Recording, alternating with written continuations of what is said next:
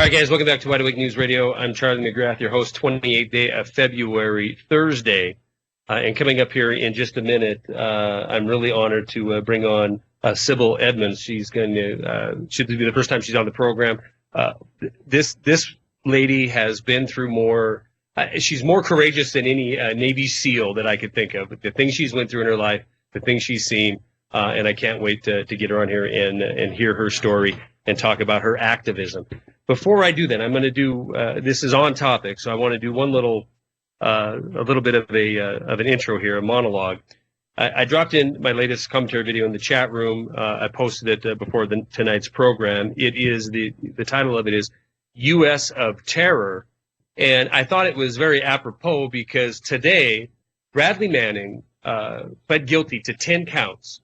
These 10 counts that he pled guilty to in a plea bargain deal will land him in prison for 20 years. He's 25 years old.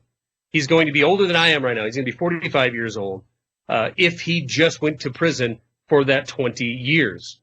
Now, his persecution isn't going to stop at 20 years. It isn't going to stop at the 20-year sentence because there was a handful, I believe 8 or 10 charges that he couldn't plead to, and he will stand trial for a full military trial. He's going to be court-martialed. And if found guilty, which we can almost assume in the kangaroo court that is set up against him, he will be in prison for the rest of his natural life. The thing I found interesting in the article today about this plea deal, he read a 35-page statement in which he said the main reason he did what he did, which is share information with WikiLeaks. We all have seen the helicopter assault that ended up butchering children and other information that he had sent to WikiLeaks. He had said the reason he had did what he had done, I said that right, did what he had did, is because his nation had become obsessed with killing. Now, not a bigger understatement, I believe, has ever been made. In fact, yesterday, Eric Holder came out in a statement talking about the reason we should all still be afraid. You know, there is terror in this world, and we see it every day when we turn on our television. Eric Holder, in his statement, said, America is a much different place than it was 4 years ago. We face a different threat. He started talking about, rather than this decade-long war in Afghanistan, this decade-long war in Iraq, this pursuit of al-Qaeda and Osama bin Laden in these caves around the world, he started talking about the nodes of al-Qaeda. And I'm not making that up. I'm quoting. The nodes of al-Qaeda. Al-Qaeda in the Arabian Peninsula. Al-Qaeda in Africa. Al-Qaeda in Iraq. These are real threats that we need to be concerned about. Ironically, or I shouldn't say that because it isn't ironic, happenstance that every al-Qaeda subset that he mentioned is a place that we are currently invading, currently destabilizing, in some cases, toppling elected government, toppling regional government, causing more terror than has ever came out of these places in the world. And we're continuing to prosecute war in nations for illegitimate reasons. In these same regions that he talks about, we have to worry about the nodes. I thought it was interesting he mentioned Africa, as we had toppled the regime of Muammar Gaddafi, a partner on the war on terror, up until he decided he wasn't going to trade his oil in dollars anymore, and he was going to create his own gold-backed currency. Now we're talking, and we're hearing from the mainstream media in Washington, D.C., that we have to be more involved with the so-called, I'm doing air quotes, freedom fighters in Syria and support them. These are the same folks that we would have supported in Libya a few months or about a year ago. The same people that John McCain said were freedom fighters that turned out to be fighters in Iraq and in Afghanistan just months before. We will generate terror and fear any way possible to keep this military and security industrial complex expanding. Plain and simple. The end of his statement was what was the most telling. He's concerned, what keeps him up at night, he's concerned about the homeland. He's concerned about homeland terror. Plots that are hatched here and carried out. Now, he said that it's not on the radar of most Americans because the FBI is doing a bang-up job stopping these plots before they happen. And in fact, in this article, in this interview, he mentioned two events. A recent plot to enact a terrorist act at the Federal Reserve in New York, and the Christmas Day bombing. In both of these instances, we talked about them on the program before. I did videos on both of them. In both cases, these were FBI sting operations where they had found somebody that didn't have the IQ to put in a light bulb and convinced him that he was going to receive riches in heaven if he pushed this cell phone button, and it detonated an FBI delivered fake bomb. You know, they provided the material, the means, and the encouragement, and then they paraded out as this victory against the war on terror.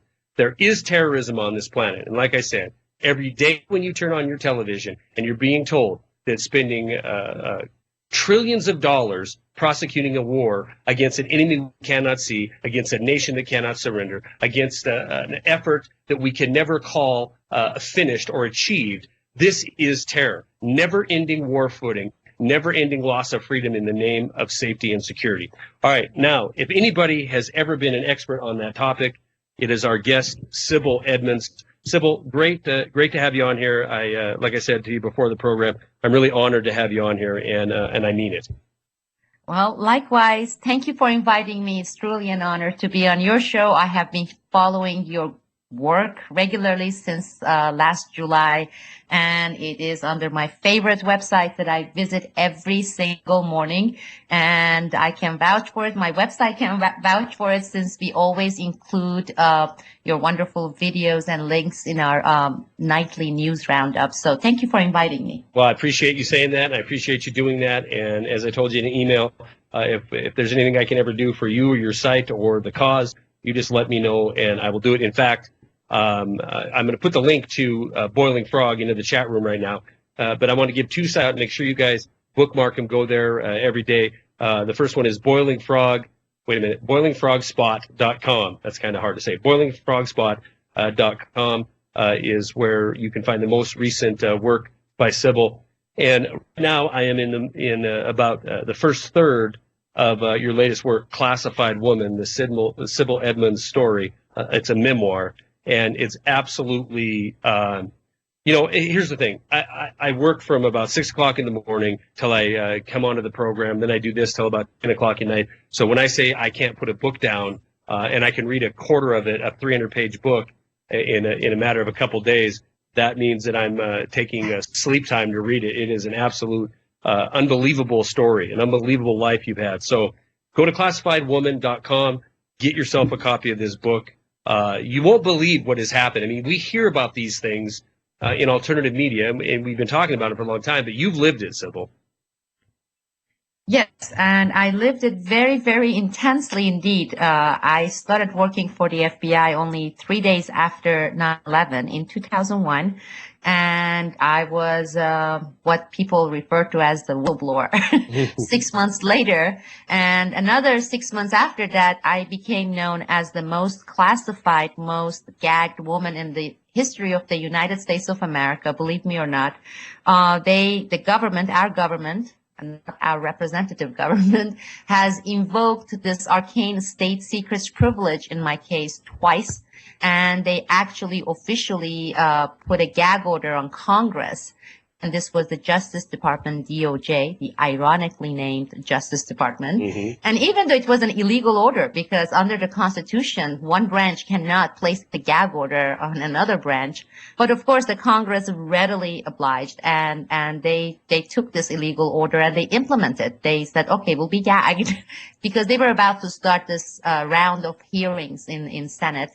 And we had two senators, Grassley, Republican, and Leahy, Democrat. Anyhow, all this stuff were really during an intense period, and my case went all the way to the Supreme Court, and I have to qualify that when I say it went. Every single court case was being shut down by this invocation of state secrets privilege. In fact, during our appellate court hearing. Sibel, hold on one second. I kind of messed that up a little bit, because I want you to continue this story, but I also want to give a little bit of your background too. So we'll continue this conversation after this first break. We're going to be back with Sibel Edmonds and more Wide Awake News Radio. Please hang tight. Welcome back to Wide Awake News Radio. Charlie McGrath, joined by the Sibel Edmonds. we're gonna continue with your story, but I want to give a little bit of background here because you had said that you had went to work for the FBI a few days after 9/11.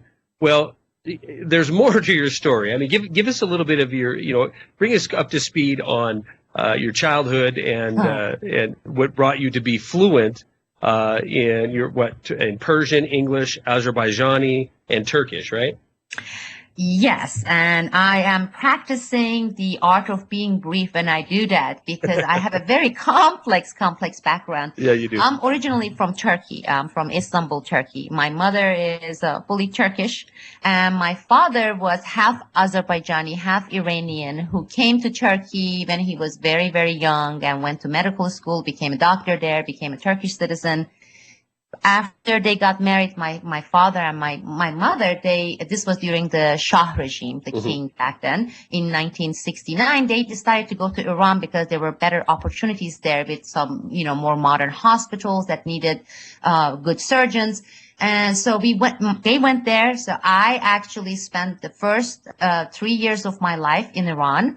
And my father was a political activist. The Shah regime, they tortured him because of his political activism. So we packed everything and we came back to Turkey when I was 3.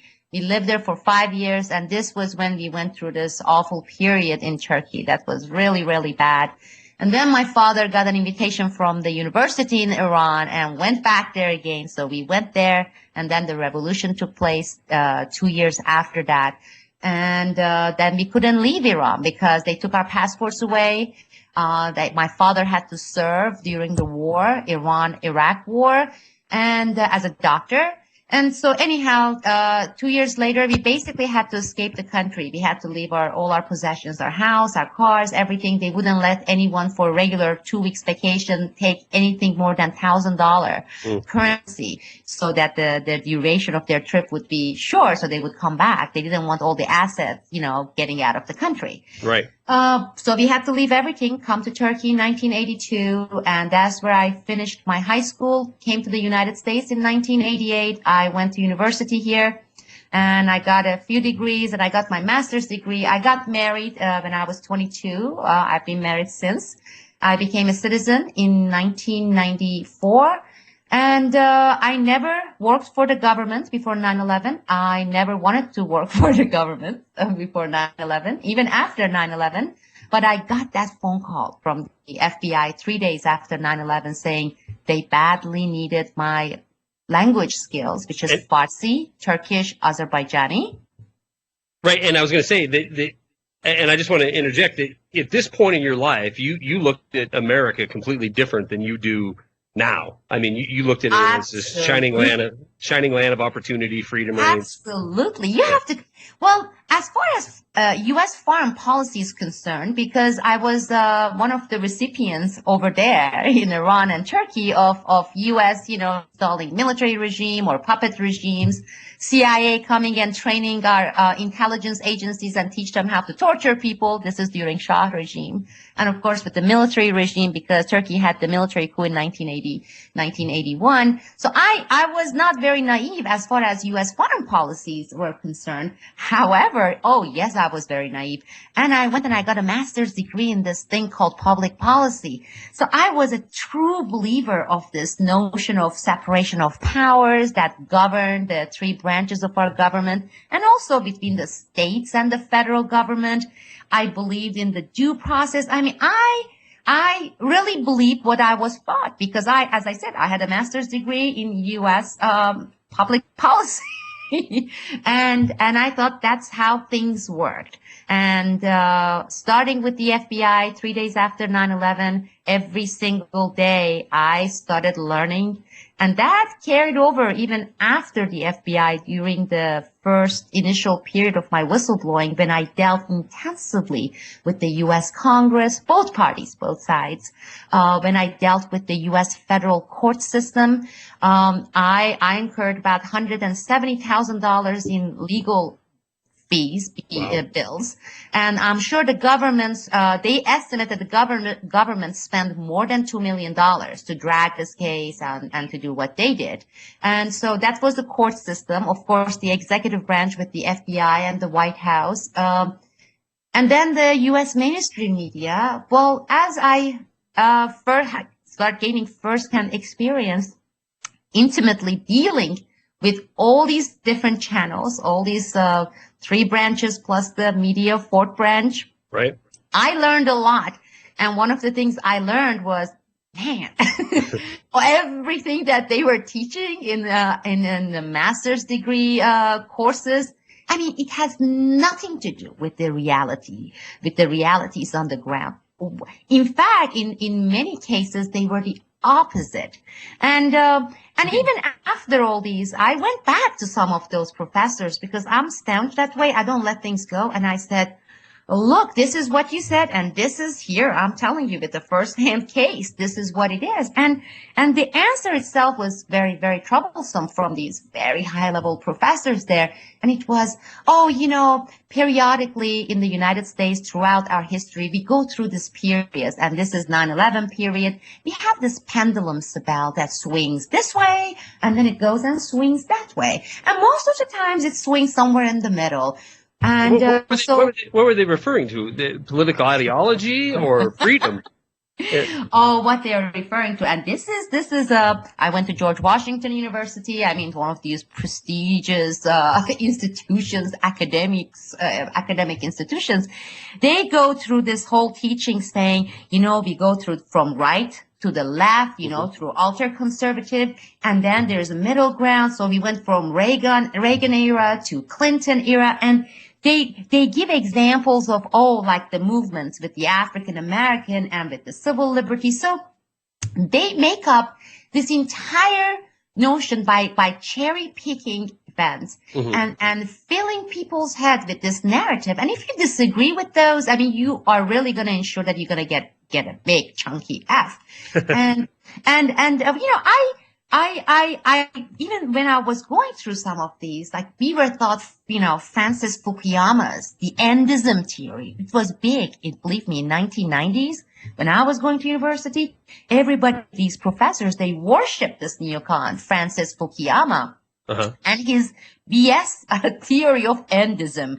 Now that the Soviet is gone, we're going to be one big global peaceful place. It's the end of all wars. That's why they called it endism. They can get any kind of crap and then add ISM to the end. That makes scientific politics. And they'll teach it. Oh yeah. And people, they basically listen really numbly, and then they get out of these universities with their shiny prestigious universities, master's degree and PhD, and they keep teaching it. I mean, if you listen to the NPR and the so-called experts they are inviting, and especially if you're familiar with some of these issues, whether they're on civil liberties, you know, our liberties, or whether it's on foreign policy, it's amazing the kind of people they bring there. But that's what they want, because that's the official narrative the powers want the people believe and follow and assume. And it's easy for people to take it and say, you know, this is the easy line of story to grasp, and it absolves me from my responsibilities as well. So it's a win-win situation. That's what, unfortunately, and in most cases, right? Most cases, people with your education, you know, you would end up at a you know, let's say somebody similar but didn't go through the trials and tribulations that you did, would end up wanting to maintain this status quo. End up with a nice six-figure job, maybe working in the Beltway, maybe you know, back at university teaching, and you know, you're doing very well. So you don't, you know, everything is absolutely fine and rosy because your life's rolling along. But, you know, when the hard hammer of tyranny, you know, and this is the thing I referred to in the past as soft tyranny. We've seen this soft tyranny rise up around us, and inevitably, you know, people will start to feel the hammer of hard tyranny, and most certainly, you know, you've lived this, but I don't think it's going to stop.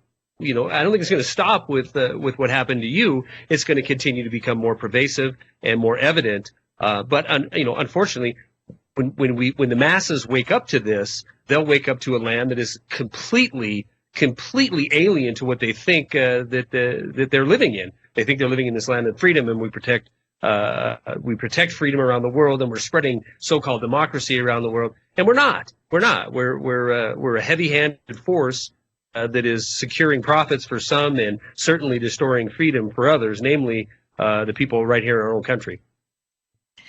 No, those are absolutely great points. And as I said, living under several tyrannical governments in those nations, I lived through those. And today, when I give interviews, alternative media, mostly, it's when I tell that we are currently under, not only that we are under police state, but we are under the worst type of police state in the history of mankind. People think I'm being extremely radical and abrasive. And I like to explain that to people because, in several ways, it's the worst because at least where I lived in Iran and Turkey, the people, majority, they were not under this illusion that they lived in the land of freedom, in the land of the free, and that things were fantastic and they were this great nation of, democracy. Everybody was, and as long as you had that awareness, you had the hope of either people, engaging in revolution or trying to bring about some change. The worst thing about the United States today is the majority of people, they are in denial. They're in the state of denial. And they tell you that you are radical and you're being maybe too dramatic. That, we are losing a little bit liberties here and there. The government is nibbling here and there, but it's not. It's certainly not a police state, because they believe there is this fixed state that we enter officially and everybody together says, hallelujah. Today we are officially, we have officially entered the police state. That's one. The other thing, the reason it's really worse is today is paired up with the technological advancement that is unbelievable. So when you combine this technological advancement together with people in denial, okay, and what we see today with the unipower country today, you have the worst kind of police state that we have ever had in the history. And that is absolutely my belief. And I'm going to give a quick example here. When we were leaving Iran, okay, they didn't want people to take cash or jewelry away because they wanted to keep the stuff here in the country, in Iran. We went through the security checkpoints, just like TSA, okay? And my mom, these ladies took my mom to this room and she was going through her. And I know to some people it's going to sound gross, but my father was a doctor, so I'm really talking matter-of-factly. She was going through her monthly period. They had my mom stripped and they even shredded her underwear, etc., to look for cash for anything that she may be smuggling. I never thought I would see anything like this here in the United States when I came here in 1988, when I came and I naively believed everything that I was being told. And when you go through the TSA checkpoints every day, millions of people, millions of Americans, if you step back and watch the herd going through, and how they bend over to take off their shoes, this is like bowing before the kings, and then going through these checkpoints and spreading their arms and legs, going through these x-ray. I mean, look at this. I never thought I would see this in this country. More than that, I never thought people could so readily, like herds, their eyes totally fixed, walking through these lines and say, this is the way of life. Right. If we want to fly, we must do it because our government says this is keeping us safe. No doubt about it. I got a question, and I don't know if anybody's ever asked you this before or not, but you're telling me about when you were in Iran and there was obvious tyranny, and I could imagine a populace during that time. You would at least have the coalition of the oppressed. You know what I mean? You would have you would have people that understood that they couldn't go outside and say something, or where to say it or who to say it to, because you would end up being tortured or hauled off and never be seen again. So you at least have this common, almost a common enemy that everyone was afraid to talk about. And so you talk about the most dangerous kind of tyrannical nation in the history of the planet. I agree 100%. Most people are slaves in their own homes, slaves in their own country, and they don't understand it until they decide to do something as you did, which is speak out, or even in some cases, we could see it progress to doing things like we're doing right now.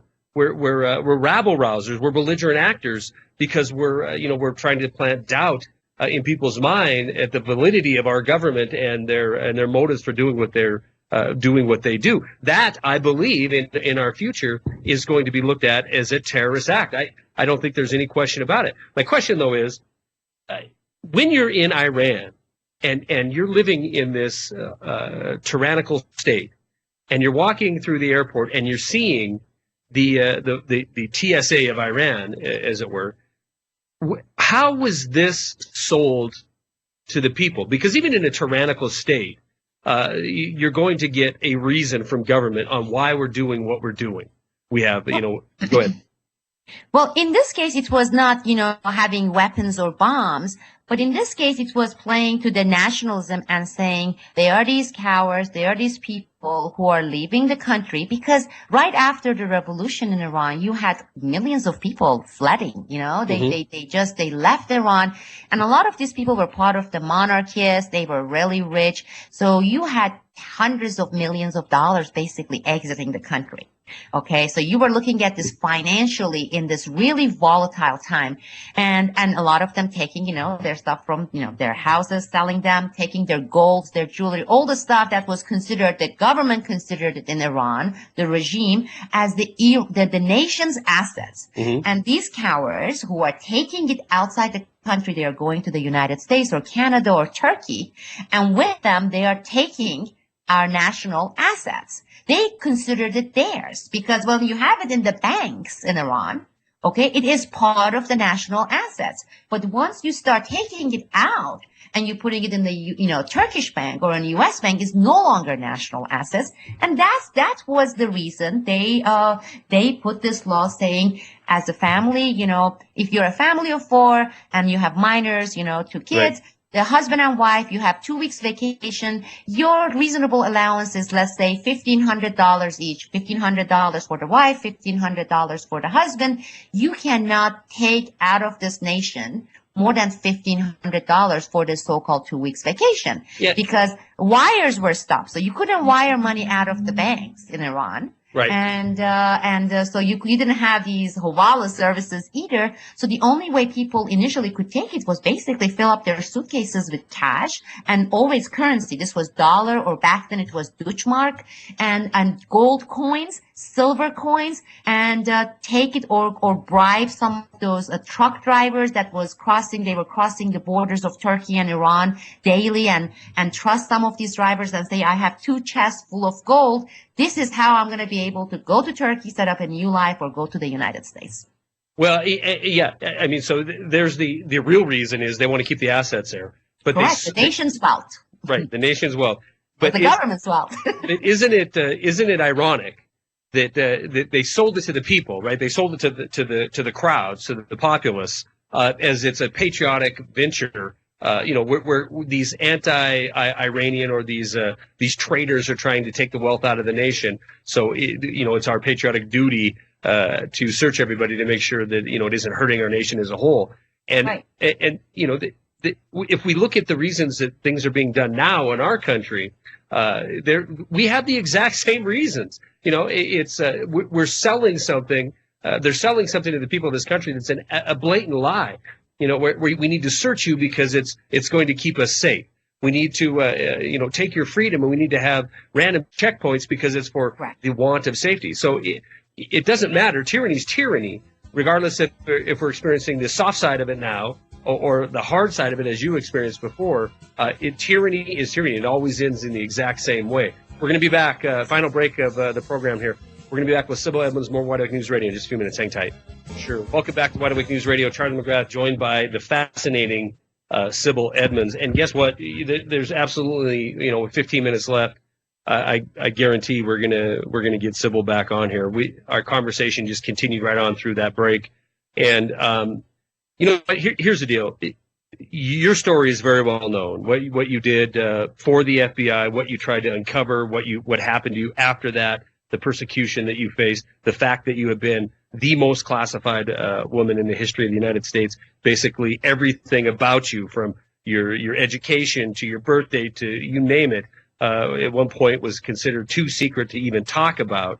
That story's out there, and we'll make sure to get you back and talk about this. But one thing that you sent me in an email that I spoke to a little bit in the break, that really struck a chord with me was this expansion of government, this expansion of government fingers into society.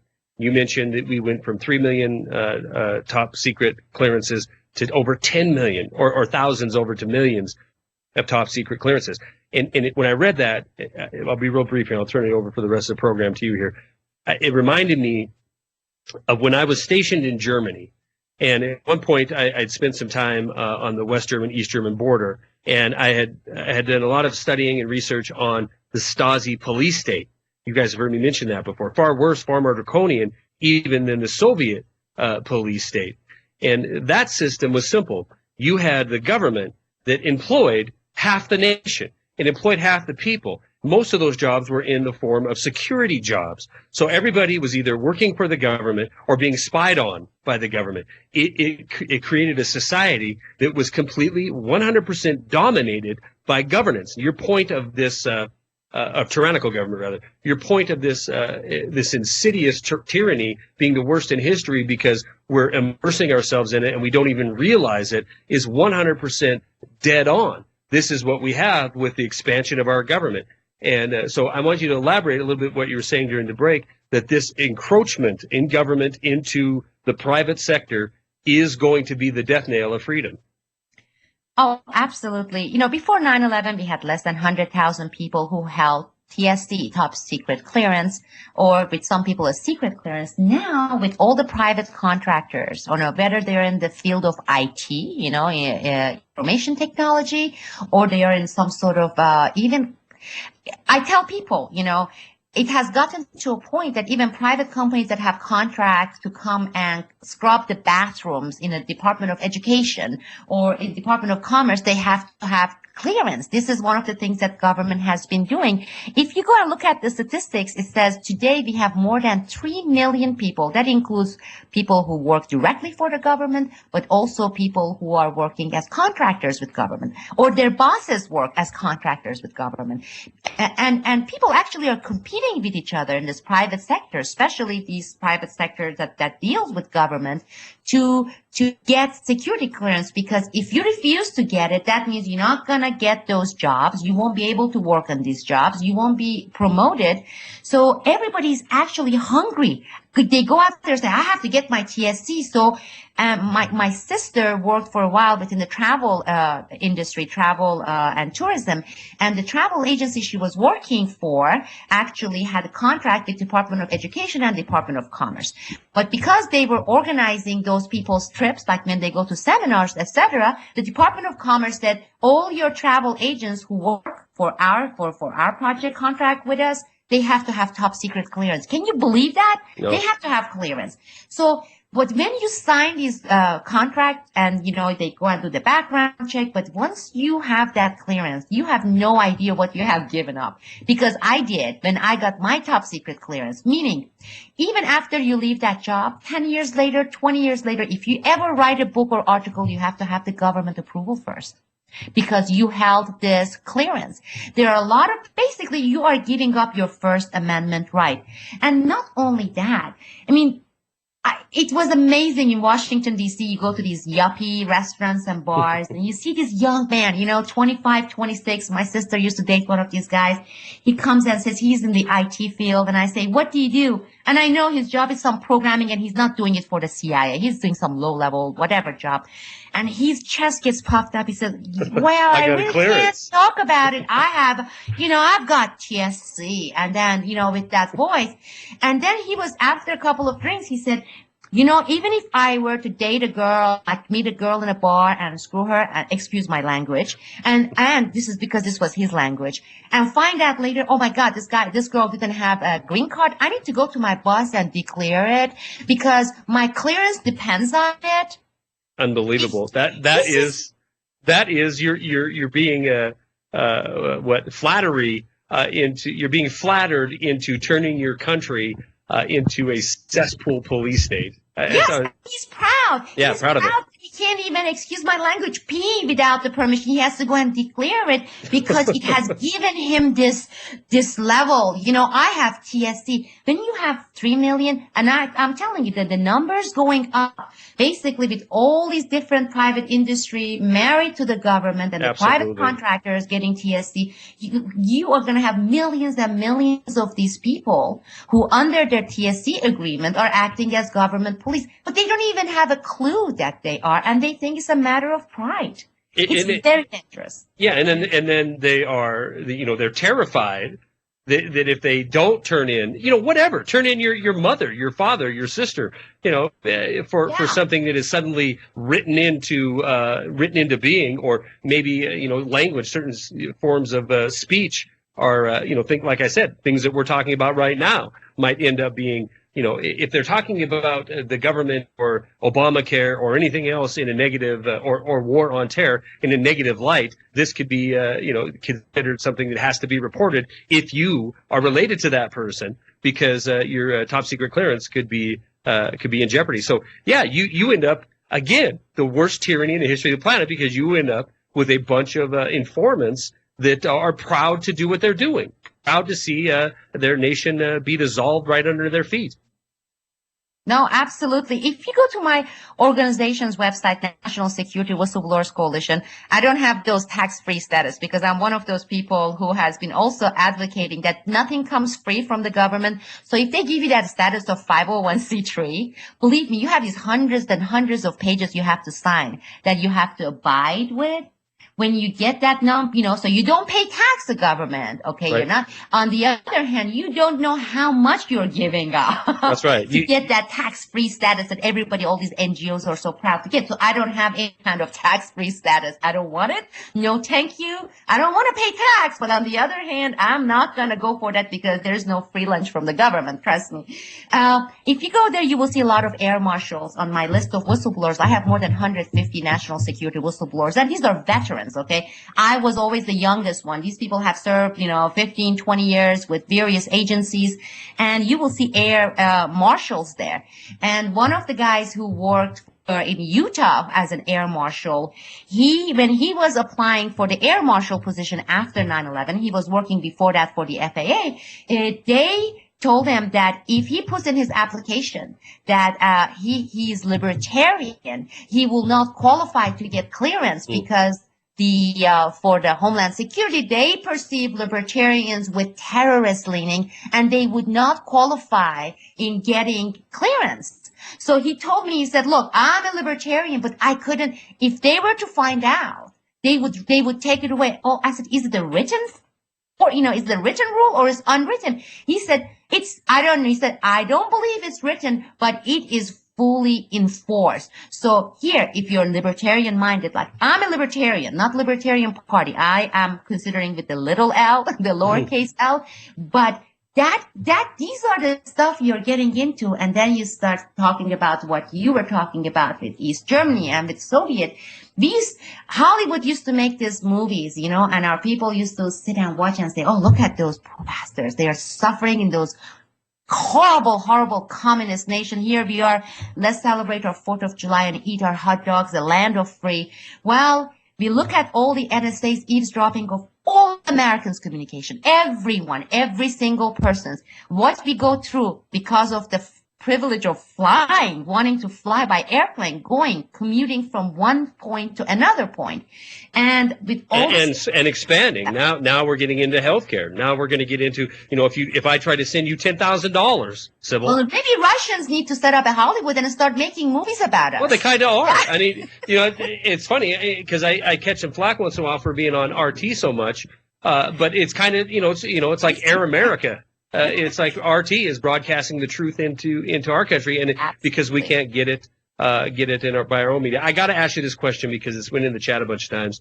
With only about a minute and a half left, did you see the Bradley Manning plea deal agreement? Did you see any of this coverage yes, today? I have been reading it, and I have tons of emails waiting for me to go over because I have been following the case very closely.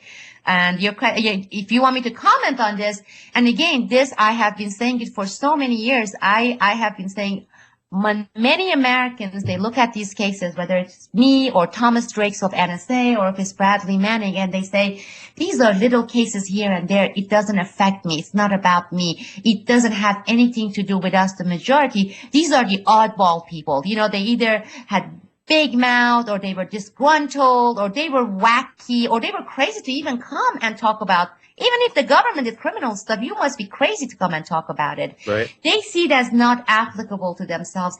And again, today I consider that as one of the biggest obstacles we are facing, uninformed public, people who are in denial. Initially with my case, I was blaming, when I first went to Congress, I said, if only Congress did its job. Then I saw that, no, if only the courts did their jobs. Then it was the mainstream media. After going through all the stuff, I'm sitting and saying, you know what? It really boils down to the people, to the American people, to us, because we do have responsibility. We are underestimating our powers. We can't all blow the whistle, whether it's your kid in a school with these vaccination programs, or whether it's the TSA with flying.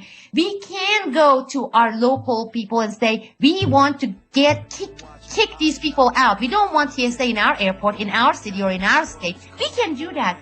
But people underestimate their powers. They see themselves as irrelevant. And that is the biggest obstacle we are facing, Charlie, as a nation today. It's a matter of us, the people, and instead of just pointing finger and blaming and say, let's start with us. No doubt about it. Sibel Edmonds, thank you very much. I definitely want to get you back on. Guys, I will be a guest on Sibel's podcast next week.